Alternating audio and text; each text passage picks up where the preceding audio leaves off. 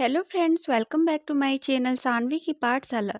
Friends, आज इस video में विलियम कॉपर के द्वारा लिखी गई एक पोयम जिसका नाम है light shining out of darkness, उसे आज इस वीडियो में लाइन बाय लाइन देखने वाले हैं।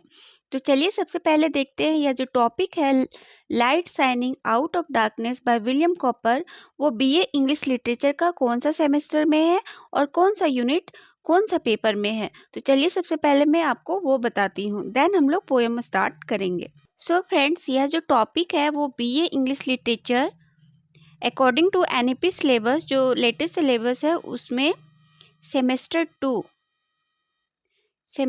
टू का पेपर 3, जैसा कि आप यहाँ पे स्क्रीन पे देख सकते हो, पेपर थ्री का यूनिट नंबर 4 का पोयम है light shining out of darkness. तो आज इसे कवर करेंगे लाइन बाय लाइन, देन इसका क्वेश्चन आंसर नेक्स्ट वीडियो में करेंगे। फ्रेंड्स, इससे पहले मैंने आपको the tiger the lame by William black, इसके बारे में पोयम लाइन बाय लाइन बताया है और साथ में इसका क्वेश्चन आंसर भी इसी चैनल पे बना रखा है। इवन मैंने प्लेलिस्ट भी सेग्रीगेटेड बना रखा है, BA semester 1, 2, 3 and so on.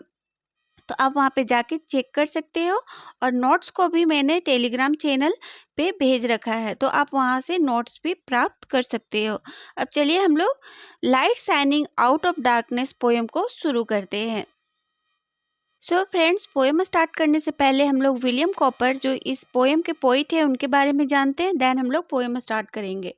तो विलियम कॉपर हैं, वो एक इंग्लिश पोइट, एंग्लिकन हेमन राइटर है। मतलब एक ये पोइट है और अपने पोइट को इस तरह से लिखते थे जैसे कि प्रार्थना में हो, उस टाइप से ये पोएम को लिखते थे। और इवन ये जो पोएम है light shining out of darkness, जो आज हम लोग पढ़ने वाले हैं, वो एक हाइमन पे बेस्ड है, मतलब प्रार्थना पे बेस्ड है यह पोएम।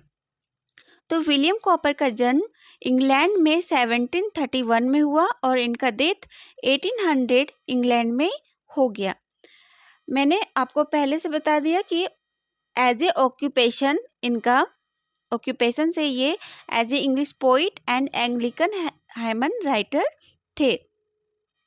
अब चलिए इस पोएम का जो सरफेस लेवल है वो देख लेते हैं। तो जो ये पोएम है फ्रेंड्स, वो 6 स्टांजा में है। 6 स्टांजा है इस पोएम का, और 6 स्टांजा का प्रत्येक जो स्टांजा है वो 4 लाइन का है। और यह जो पोएम है उसे लिखा गया था 1773 में विलियम कॉपर के द्वारा, एंड यह एक क्रिश्चियन हाइमन है। हाइमन मतलब प्रार्थना। Poems theme is mysterious way that God works on the behalf of humanity. इसके बारे में आपको आगे बताती हूँ। तो फ्रेंड्स, ये रहे हमारे पोएम। तो जो पोएम है light shining out of darkness, मैंने आपको पहले ही बता दिया, यह जो पोएम है वो 6 स्टांजा में है और सभी स्टांजा में 4 लाइन है। यह जो पोएम है फ्रेंड्स, वो बेस्ड है गॉड पे, गॉड हाइमन पे। विलियम कॉपर ने गॉड से प्रार्थना की है और बताया है गॉड के रूपों को, मतलब वो बताए हैं कि गॉड किस तरह से रहस्यमय तरीके से अपने चमत्कार को करते हैं मनुष्य के लिए, और मनुष्य को पता भी नहीं चलता। तो इसके बारे में यह पोएम बेस्ड है। तो चलिए सबसे पहले हम लोग देखते हैं फर्स्ट स्टांजा, देन हम लोग आगे करके देखते जाएंगे।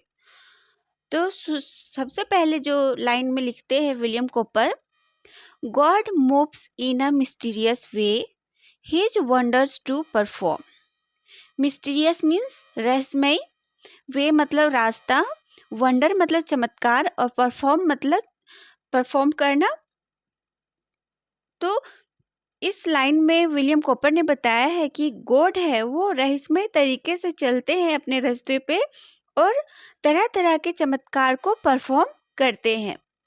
मतलब यहाँ पे इनका कहने का मतलब है कि जो गॉड है वो मनुष्य के लिए एक रहस्यमय तरीके से उनके लिए चमत्कार करते हैं, जिससे मनुष्य को पता भी नहीं चलता। तो कौन कौन से चमत्कार करते हैं वो आगे देखिए। He plants his foot steps in the sea and rides upon the storm. Plants मतलब जमाना, फुट स्टेप मतलब पैर, सी मतलब समुद्र, राइड्स मतलब सवारी, स्टॉर्म मतलब तूफान। मतलब इस लाइन में, ये दोनों लाइन में बोल रहे हैं विलियम कॉपर कि जो गॉड है वो अपना पैर समुद्र में जमाए हुए हैं और राइड किए हैं, मतलब सवारी किए हैं तूफानों के ऊपर।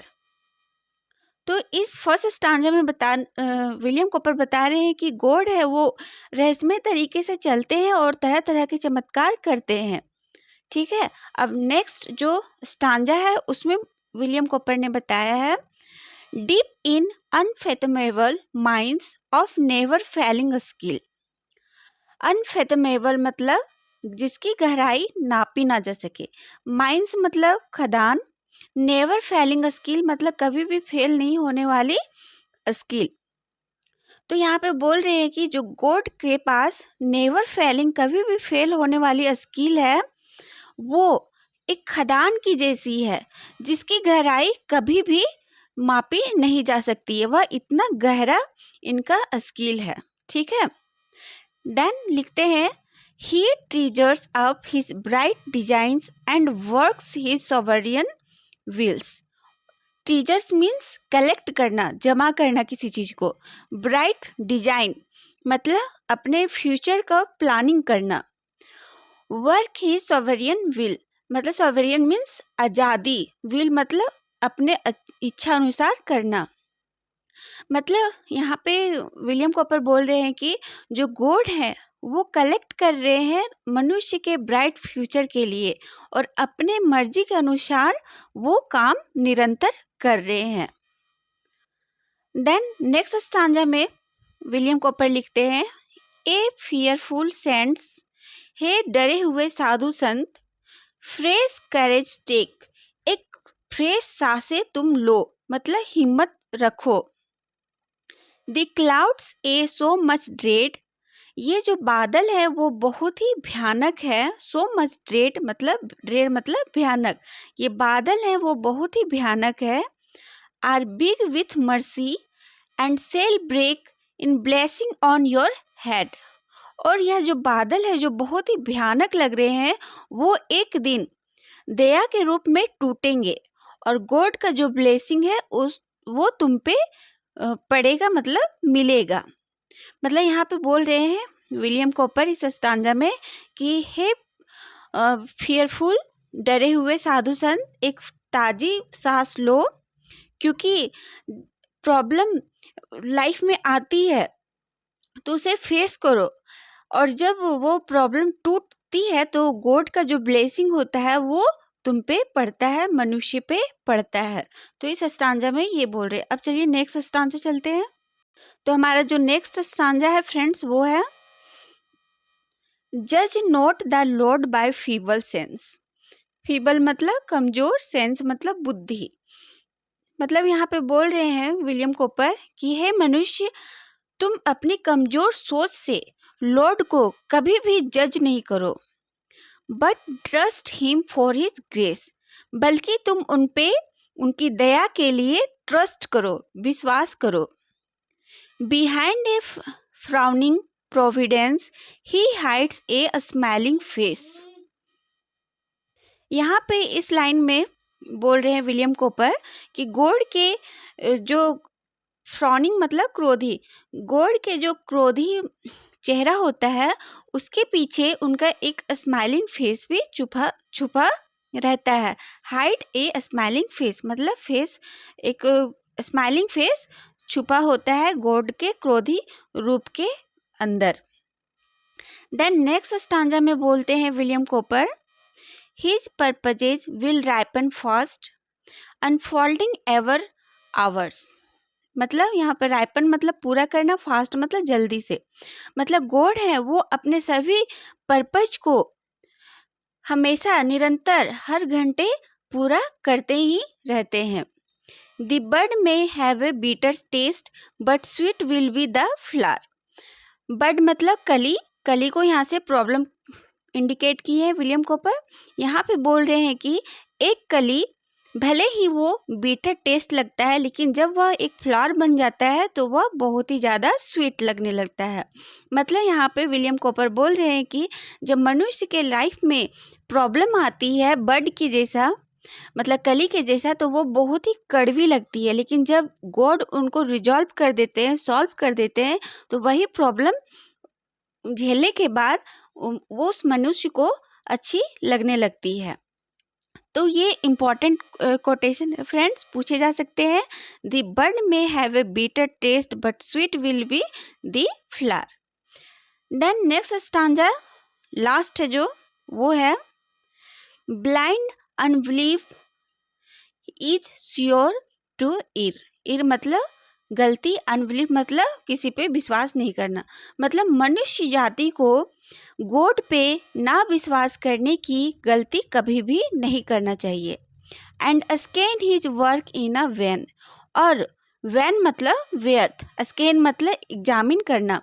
मतलब गॉड के कार्य को कभी भी एग्जामिन करने की हमें गलती नहीं करनी चाहिए, यानी कि मनुष्य को नहीं करनी चाहिए। God is his own interpreter and he will make its plan। क्योंकि गॉड है वो खुद अपने आप को इंटरप्रेट करते हैं और खुद ही वो प्लान बनाते हैं, इसलिए मनुष्य जाति को गॉड पे विश्वास करने की गलती कभी भी नहीं करनी चाहिए। तो ये 6 लाइन में विलियम कॉपर ने बताया है। सो फ्रेंड्स, ओवरऑल इस पोएम में गॉड के बारे में बताया गया है। यह एक हाइमन प्रार्थना बेस्ड पोएम है जो विलियम कॉपर के द्वारा लिखा गया है, जो बहुत ही अच्छी पोएम है। और इसका जो टाइटल है light shining out of darkness, जो बहुत ही ज़्यादा मीनिंगफुल टाइटल है। तो friends, this is all about this poem line by line analysis. I hope यह पोएम आपको समझ में आई होगी लाइन बाय लाइन। और कोई भी कमेंट हो, कोई भी क्वेरी हो तो कमेंट सेक्शन में ज़रूर से लिखें।